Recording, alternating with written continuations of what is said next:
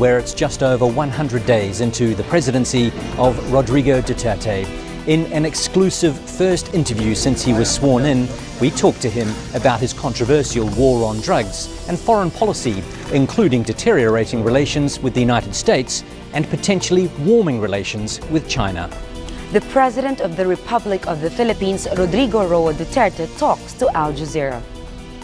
Mr. President, thank you for talking to Al Jazeera. It's been a tumultuous start of a presidency for you, full of controversy, particularly about the war on drugs. But first, let's start with your background. You were raised in a politically inclined family. Your father was a governor. Your mother was a freedom fighter during the reign of former President Ferdinand Marcos. How has that affected your outlook? Profoundly, I would say. I grew up in an environment of politics, and as politicians, we tend to you go by the issues of the day, the big ones that would affect the conditions, economy and all, especially the political issues. And my father was governor for 10 years almost. But when he died, I was then a prosecutor. And when the revolution came, my mother was one of the stalwarts of the opposition against Marcos. You also had some difficult times when you were younger as a child. You have revealed that you were sexually abused by a priest. Has that shaped your beliefs? Has that helped to shape who you are now? Yes. To a large extent, actually. It's what you get along the way that shapes your character, especially. And even at that time, even your politics and how you look at the world and how you should assess them by the standards that you have used in school and in growing up, the things that you pick up along the way, you said, it sorts of a blend into a collation that blends into something which is can be said forming your own values in life. Let's talk about the war on drugs now. 3,500 people have been killed so far. It seems like the whole world is talking about it at the moment. The Philippines seems to have so many problems. So why launch what is a brutal war on drugs? Because the sheer number of people contaminated will pull my country down. It will destroy the next generation of Filipinos. You know, these lives lost, some of them were lost during legitimate encounters with the police. But the fact is, at the moment, we have 3,500 people killed. And you yourself alluded to just then that perhaps some of them weren't legitimate targets. You know, there is no crime at all when you threaten criminals with death. In my country, at least, there is no law which says I cannot threaten criminals. And that was the favorite, well, of course, the cliche that they used. It became a cliche over time.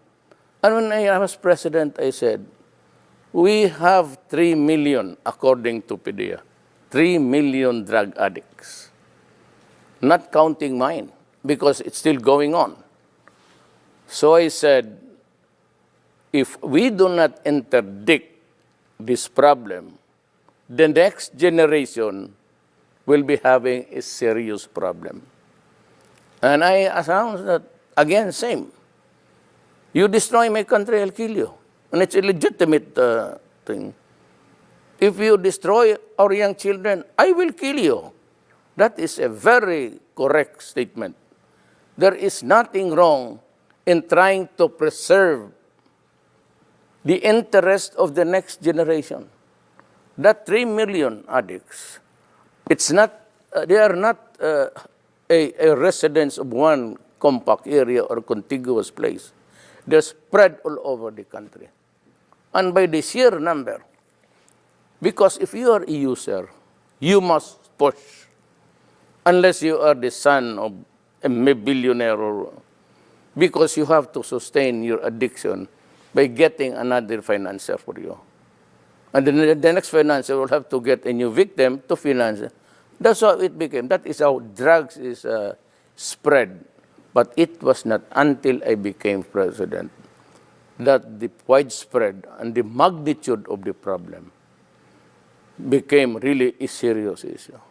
So what about the children and the innocent people who have been Well, killed? that is bad. So will those cases be investigated? Yes, do you of give? course. Do you promise Of that? course, of course. But let me tell you, this is the law of my land. Here is a police. Here is a gangster. He's armed with an M16. The gangster only a pistol. But when they meet, they exchange fire. With the police with an M16, it's one bus, and hits 1,000 people there, and they die. There's no criminal liability. It could not be negligence because you have to save your life. It could not be recklessness because you have to defend yourself. Just like when the United States and the rest of the country, when you bomb a village, you intend to kill the militants, but you kill in the process the children there. It's only how it is explained. And we are, people judge best when they condemn. So they would always place you in a bad light. But the situation does not call for that. And that explains the reason why, until now, I have yet to hear an apology for those who have in Vietnam, in Afghanistan. Never mind about the militants. Kill them.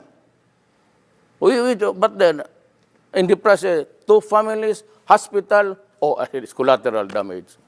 Then why is it is a collateral damage to the West, and to us, it is murder?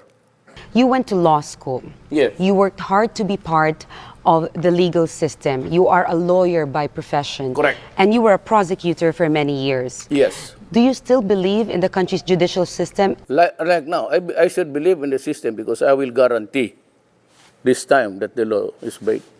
There are judges here in Manila, more than 1,000 cases, no conviction at all of a drug case. That is where money flows, maybe savagery, threatening people on both sides. That is how it is played here. That's why we have this miserable thing about the drug problem now. But do you agree, do you acknowledge that you have encouraged vigilante killings? No, I said I will kill you. If I encourage, fine. Yes, but the point is that people can get away with murder right now. And you know that some of the killings are not legitimate. Well, So do you think that there might be cases of people settling old scores out there and disguising them as the war on drugs? I do not play with conjectures. I do not make assumptions. I just say what I should be saying as a president and as a mayor. Now, if the criminals there are killed by the thousands, that's not my problem. My problem is how to take care of the law-abiding, God-fearing young persons of this republic because they have our resources. Strictly speaking, you cannot find any redeeming factor in being, the criminals there. They are there for what? They are there for just like the cartel in Mexico. If you have read Ian Grillo, this is how the cookie crumbles. Exactly. So when I will kill you because I'm the mayor, I'm the president. Now, if the vigilante would take over, but, I cannot control it. I cannot be God and control everything. Okay, you just kill these guys or you wait for the courts to do that. Well, you can encourage good policing and you can encourage justice Yes. and trust in the judicial system. Correct. But when I was campaigning as a president, the drug problem was already reaching by the millions. 3 million is 3 million. Now, during my time, we have started to count. We are nearing now the 800 mark, 800,000. By the year ends, I would have about also 1 million. So I have 4 million drug addicts. Do you think that's an easy number? No. So why not put all the energy into rehabilitation, Where do you find it? reforming Energy? healthcare? Okay. Can we cut this for a while? I'll just have to. Pakihanap yung newspaper kahapon. He wants to show you the newspaper. Oh, sure, no problem. I'm just going to. We've had an issue with one of the cars. So you were saying about this facility, sir. What is this about? This is a rehab facility built by somebody.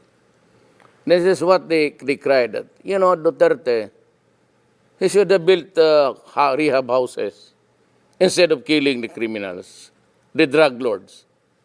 You know, this would cost millions.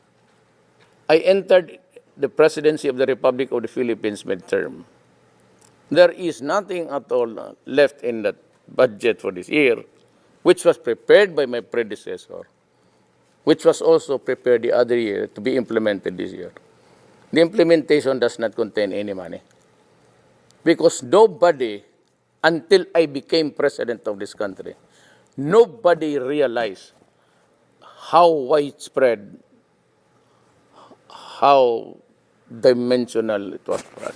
Sir, in the past, during the campaign and weeks into your presidency, you have repeatedly said that you have no regard for human rights. But human rights is actually part of the Constitution, and as head of state, it is also your duty to uphold the Constitution. How does that connect? I would rather intimidate and strike fear in the hearts of the criminals, just like what happened in Davao. When finally you can walk the streets, walk about in the streets at night, and you can eat anywhere at any time, and nobody would bother you. It's happening in Davao. Davao City is in the midst of Mindanao, a troubled land. But I can assure you, as plenty of people have been there, it's a destination for conventions and conferences international. It's always selected. So it's booming. It is a little bit rich than the others. Why? Because we can live our lives normally. And of course, business can thrive. So that when I said, I do not care about what the human rights guys say, I have a duty to preserve the generation. If it involves human rights, I don't give a shit. I have to strike fear because I said, the enemies of the states are out there to destroy the children. Are you not worried about possible ramifications in the future for you, a possible impeachment or being tried in the international court? Good question. Before you can begin, you must determine that I have committed a crime in my country. That I have committed mass murders in my country and then charge me there. There can be no ramifications when I say that I will kill you if you destroy my land. It's a legitimate statement of any general, of any wartime president, of any tribal leader to say those things. Of course, you said there can be consequences. But I am not worried about this thing. I do not make any projections.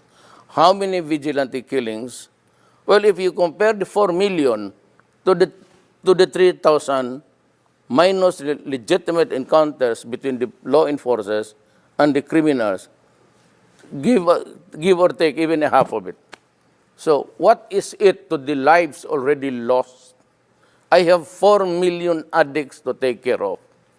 And I have been criticized and would say, well, why don't just, Duterte build rehab centers and just place them there? Why not? Why do you have to kill him? Look, I am a midterm president in the sense that I entered this year the presidency, only this year. The budget for this year was prepared by my predecessor, So Aquino. And it binds me because it would last until December. Nowhere in this budget provides enough money to build even 2 buildings of rehab structures. It's all what is left of my government now after the election is just enough for the MOE, maintenance and all. So you're saying, sir, No capital outlays. the budget of President Aquino for this year, the last 6 months, does not include any rehabilitation. Because the problem was there, but there was nobody minding the store. I was the only mayor brave enough to say those things. So my city, got the benefits of a peaceful place where you can live, where you can eat, work safely. But the others, we did not know. But they allowed so many administrations to flourish. And it was not until I became president that we realized that there were already, according to at the time to General Santiago of the PDEA, Philippine Drug Enforcement Agency, that there are already 3 million addicts. So never mind my counting, because I'm still counting up to the end of the year. Are you in favor of medicinal marijuana? Yes, but that is a very long process. It has to